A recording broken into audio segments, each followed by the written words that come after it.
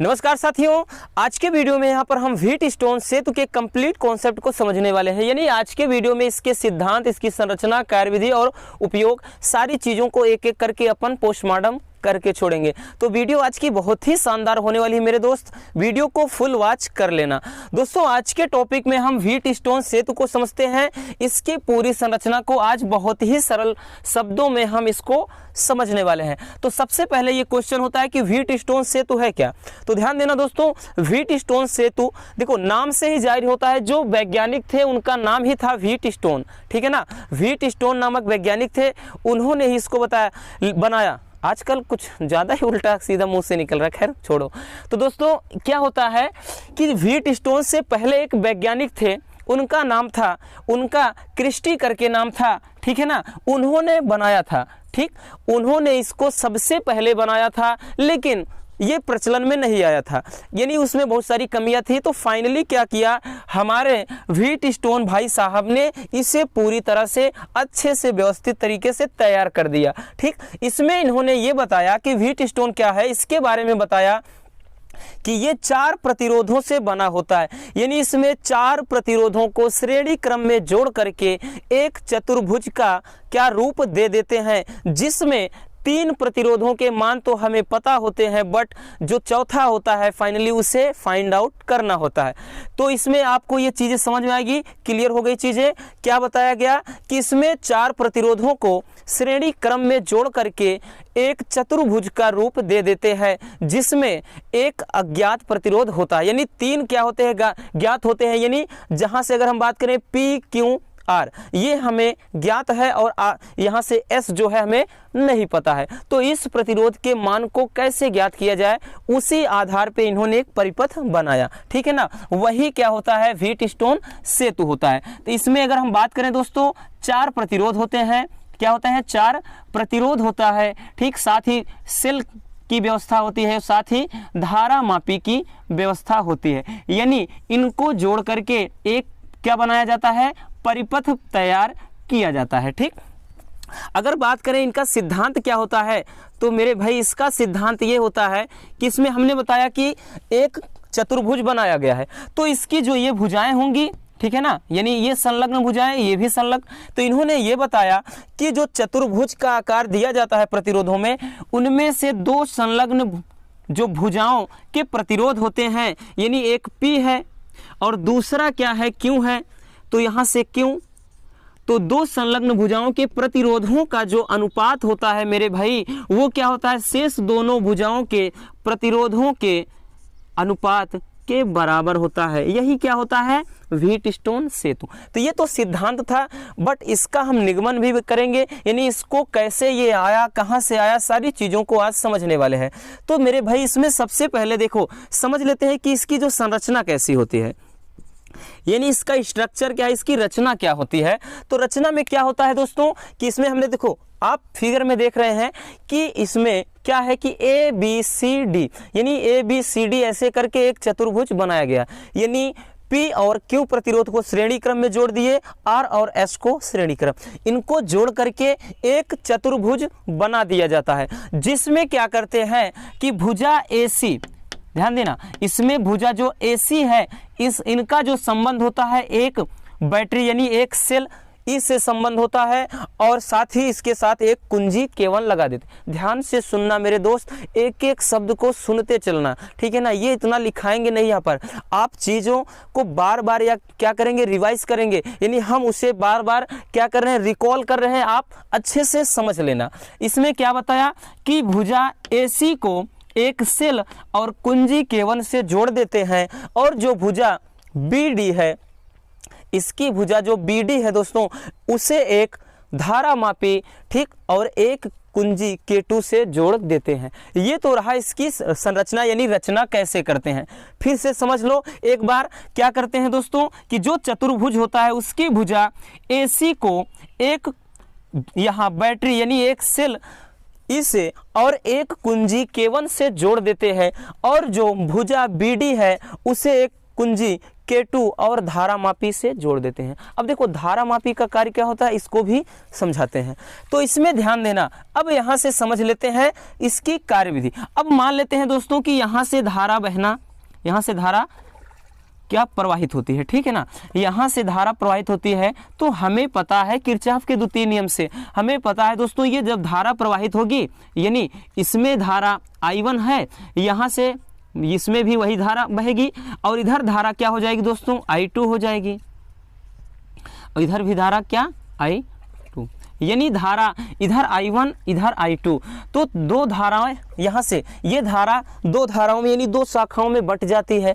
ठीक है ना, ये बट जाती है, फिर फाइनली आकर के क्या हो जाती है, एक धारा, यानी यहाँ से धारा फिर से ये आई, यानी जो धारा यहाँ से निकली वो धारा फिर से यहाँ आकर के आई हो जा रही। अब यहाँ से कार्यविधि को समझते हैं, ठीक है ना, अभी तक पूरी क्या था, संरचना।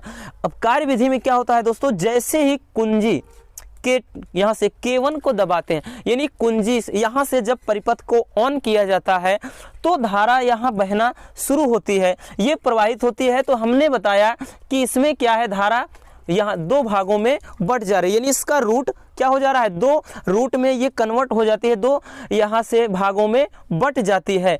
अब ऐसी सिचुएशन में ध्यान देना दोस्त, ये जो गैल्वेनोमीटर होता है, आप जानते हैं जो गैल्वेनो इस मीटर होता है उसमें एक क्या होता है, एक संकेतक, यानी इस तरह से तीर होता है, और यही दोस्तों ऐसे विक्षेप, यानी ये ऐसे भी हो सकता है और ऐसे भी, और इसमें नंबर इस तरह से ऐसे होते हैं। तो ध्यान देना दोस्तों, इस परिपथ को यानी हिलाने डुलाने पर, इसे सेट करने पर, यानी कुंजी एकदम से सीधे, ये गैल्वेनोमीटर यानी धारा मापी में एकदम ये सीधे अगर तीर हो जाती है इस तरह से, तब माना जाता है कि परिपथ क्या है, संतुलित है। यानी यही क्या होता है इसकी कार्यविधि। फिर से समझ लो, फिर से एक बार हमने क्या कहा कि जब यहाँ से कुंजी को दबाते हैं यानी परिपथ में धारा प्रवाहित होना शुरू हो जाती है, तो ये धारा जब बहती है तो धारा दो भागों में बट जाती है और इस धारा मापी में विक्षेप उत्पन्न हो जाता है। यानी जो इसमें जो क्या होता है, ये कांटा होता है, इधर से उधर हिलने डुलने लगता है। फिर परिपथ को हिलाते हैं, यानी इस प्रकार से व्यवस्थित की यहाँ से परिपथ को व्यवस्थित करते हैं कि जो ये गैल्वेनोमीटर होता है इसकी जो तीर एकदम से अगर सीधा हो जाए तो मान लेते हैं कि परिपथ में कोई विक्षेप उत्पन्न नहीं हो रहा, और कोई विक्षेप ना उत्पन्न होने की जो कंडीशंस में माना जाता है कि परिपथ क्या है, संतुलित है, यानी व्हीटस्टोन सेतु व्यवस्थित है, संतुलित है, ठीक है ना। अब समझते हैं कि ये प्रक्रिया होती कैसे है, ठीक, हमें कैसे पता चलेगा कि ये आएगा। तो ध्यान देना दोस्तों कि ये धारा बढ़ गई। अब ध्यान देना, इसमें दो पास बन जा रहे हैं, ठीक।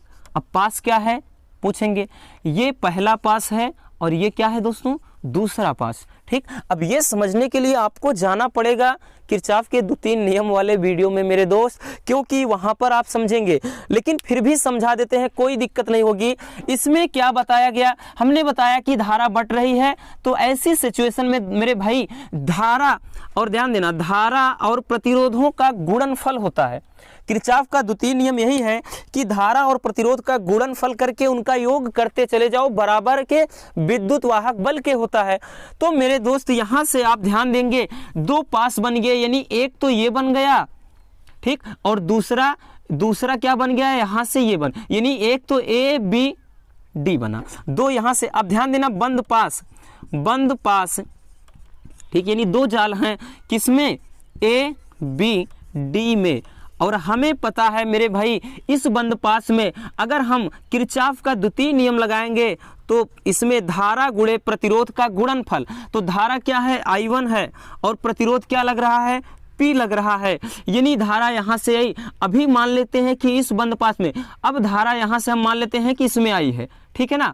अब धारा इससे ऐसे जाना चाहिए था, लेकिन ये तीर क्या है, इस तरफ, यानी तीर क्या है, इस तरफ धारा जा रही है, तो ऐसी कंडीशंस में यहाँ पे माइनस लग जाता है। नहीं, सूत्र अगर सीधा ऐसी धारा होता है तो यहाँ प्लस लगा देते, ठीक है ना। तो यहाँ से I1P माइनस, इसमें धारा क्या बह रही दोस्त, इसमें बह रही है I2, और प्रतिरोध क्या लगा है R, और बराबर के विद्युत वाहक बल होता है। अब इसमें कोई विद्युत वाहक बल नहीं लग रहा है, ऐसी सिचुएशन में 0 हो जाएगा, ठीक है ना। या फिर हम इसको लिख देंगे I1P P बराबर क्या हो जाएगा I2R। ये इक्वेशन नंबर 1, इक्वेशन नंबर 1 हो जाता है, यानी समीकरण 1 हम मान लेते हैं, ठीक है ना। अब यहाँ से हमें ध्यान देना है दोस्तों बंद पास। अब ध्यान देना है कि बंद पास किसमें, कि BCD में, किसमें BCD में, BCD में क्या है मेरे भाई BCD में, इसमें भी तो वही चीज है। तो इसमें भी क्या है धारा I1 और प्रतिरोध क्या है क्यों, प्रतिरोध क्यों है। अब उसके बाद यानी इसमें अगर हम चलेंगे तो धारा यहाँ से ऐसे बह रही, तो मान लेते हैं अगर ऐसे हमें आना है तो ऐसी दशा में क्या है धारा की दिशा तो अपोजिट हो रही है, तो इसमें भी यहाँ पे माइनस हो जाएगा ऐसी अवस्था में, यानी इसमें भी क्या हो जाएगा माइनस हो जाएगा। और I2 धारा इसमें है दोस्तों, तो I2 और उसके बाद यहाँ पे प्रतिरोध क्या है S है बराबर विद्युत वाहक बल, ठीक। या फिर इसको हम कह लें कि I1 क्यों माइनस सॉरी ये बराबर करके क्या लिख देंगे I2S। तो ये इक्वेशन नंबर 2। अब क्या लिखेंगे कि समीकरण 1 व 2 से क्या हो जाएगा, समीकरण 1 व 2 को भाग लगाने पर, ठीक ना, इनको भाग करना है, यानी इसमें से इसमें भाग लगाएंगे तो क्या हो जाएगा दोस्तों I1P, I1P इसके भाग में ये लगाएंगे I1P, तो I2 यहाँ से क्यों, फिर बराबर करके इधर क्या है I2R है, और बटे में क्या हो जाएगा नीचे क्या हो जाएगा I2S। तो ध्यान देना दोस्तों, आप इसमें से ये कट जाएगा तो बचेगा क्या P/Q बराबर R/S। यही क्या हो जाएगा दोस्तों, यही इसका सूत्र का निगमन, यही इसका सिद्धांत हो जाएगा। अब दोस्तों इसमें एक और चीज पूछा जाता है, बात आती है कि उपयोग, इसका उपयोग क्या होता है। तो इसका उपयोग, इसका जो उपयोग होता है दोस्तों वो इसका उपयोग एक तो मीटर सेतु में होता है, मीटर सेतु, ठीक। दूसरा होता है post office box, post office box, office box. अब ध्यान देना मीटर सेतु भी बोर्ड पेपर में बहुत बार पूछा गया है, बहुत बार क्या कहे हैं दोस्तों, अगर हम बात करें तो हर एक सेट में जितना सेट बनता है 5 से 6 सेट या फिर 7 सेट, सभी सेट में ये क्वेश्चन कॉमन के रूप में पड़ा रहता है। तो इस पर भी वीडियो लाएंगे कल के दिन में। तो दोस्तों वीडियो अगर पसंद आई तो प्यार से लाइक करो, और आप लोगों का इतना ज़्यादा प्यार मिल रहा है मेरे भाई कि दिल बाग बाग हो जाता है। और यहाँ से बहुत सारे ऐसे स्टूडेंट हैं जिनका रेगुलर कमेंट आता है, हम कम्युनिटी पर पोस्ट करते हैं, अरे भाई देखा करो कम्युनिटी पर डेली फिजिक्स का एक क्वेश्चन लाते हैं, इससे आपका मेंटल एबिलिटी जो होगा स्ट्रॉन्ग हो जाएगा, यानी चीज़ों को आप अच्छे से समझ सकोगे, आपका बहुविकल्पी भी तैयार हो जाएगा। लाइक दैट नाम तो हमें नहीं पता, कल्पना यादव, 1-2 बच्चे ऐसे वीर सिंह, ऋषु प्रसाद, फिर एक girl of Mahadev, I don't know आप लोग लड़के हो या लड़की, क्योंकि कुछ लड़के भी आजकल सोशल मीडिया पे लड़कियां जो लड़के हैं लड़कियां बनकर टहल रहे हैं। जस्ट लाइक अ जोक मेरे भाई, इसे सीरियस मत लेना, ठीक है ना, एक ये क्या है जोक है। तो मेरे भाई आप लोगों का इतना सपोर्ट मिल रहा है, आप लोग डेली ऐसे कमेंट करते हो, हमें बड़ा अच्छा लगता है, इसीलिए आपको कहते हैं कि आप लोग कमेंट जरूर किया। इतना व्यूज इतना अच्छा आता है, आप लोग इतने लोग वीडियो के देखते हो, लाइक भी करते हो, बट आप लोग की गलती यही है मेरे दोस्त, आप लोग कमेंट नहीं करते हो।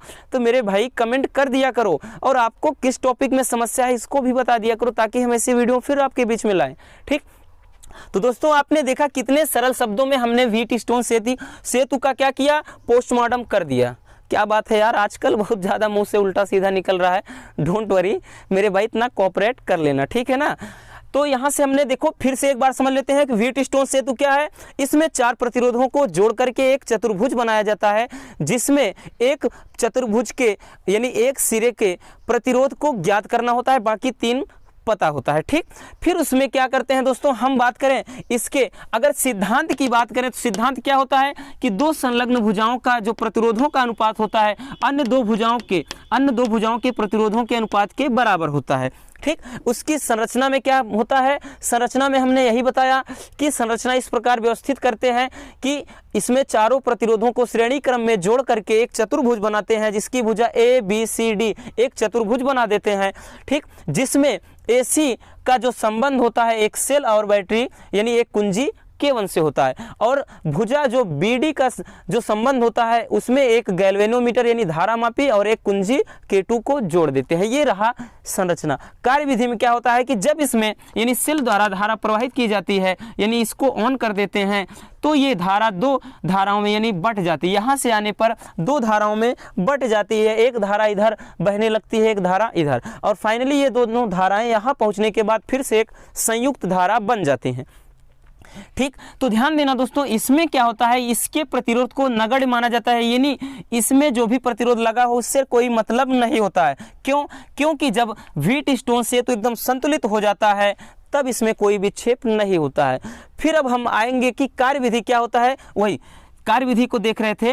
तो इसमें ध्यान देना कि ये दो बंद पास, यानी अगर ABDA बात करें और BCDA, ये दो बंद पास का निर्माण हो जाता है, यानी किरचॉफ के द्वितीय नियम से।